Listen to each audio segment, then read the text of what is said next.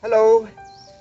This week I'd like to discuss commitment. What does this mean? Now, my name is Leon Lacouvé, the grandfather, and today, beside this carriage from times of old, used to carry us to various places with horses. Now, of course, we have modern technology. Commitment. What does this concept mean?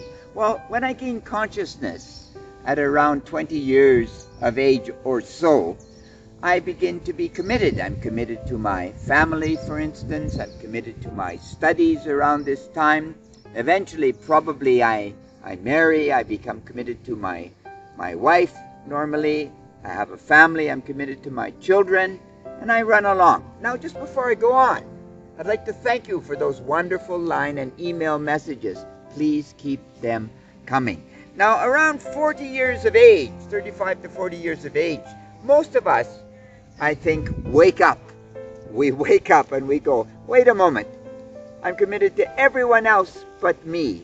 I've never been committed to myself. And this inevitably produces the frustration that we hear about, the 40-year itch, the 40-year frustration, trauma. Perhaps we get divorced. We do all sorts of very, very strange things, change careers. It goes on and on and on.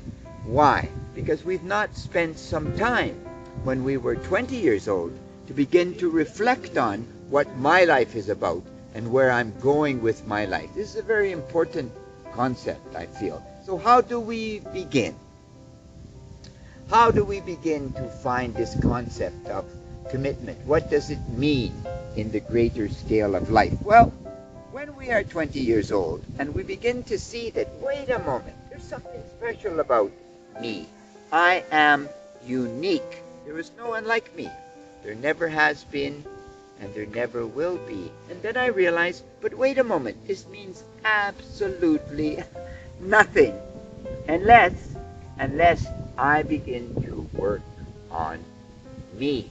So if I could reflect at 20 years of age, I would say to myself, the first thing I must do, the first commitment I must make, is I must make a commitment to me. I am going to develop that special nature, that God-given nature, my mission, if you will. I'm going to develop me. And this is where recently we've spoken about goals. Goals sit, if you will, in the bowl of commitment to me. Once I'm committed to me as a special being on this earth, one of almost 8 billion other special beings, then I'm going to develop. Because we come to the question, why am I here? What is my mission in life? Certainly my mission, most assuredly, is to develop me, and then I can help my fellow human beings. If I can't help my fellow human beings, why am I here? Just for my own selfishness? Is that what I'm here? I shan't think this is true. No great person, no grandfather, if you will, has ever had this concept. They've always talked about love and caring of other human beings. Very, very important, right? So, 20 years of age, or any age, I'm going to wake up and I'm firstly going to become committed to me, to the development of me. I was reading something the other day about education. Of course, people like Locke, John Locke, believe that we are a tabula rasa, if you will. We're empty at the beginning and we need an education to slowly begin to develop who we become later in life. So, just before I go on once again, I'm going to read a little bit from my book.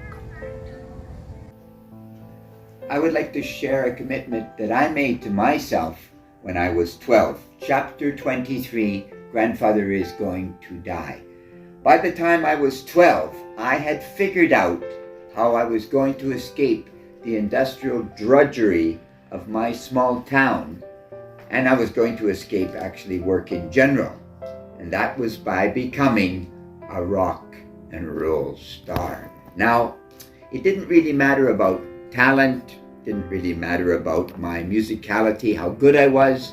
I was committed to be successful as a rock and roll star. Music, of course, was all the rage at the time.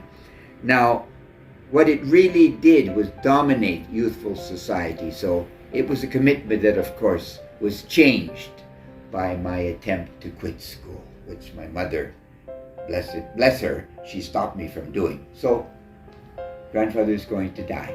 Take care. Bye-bye.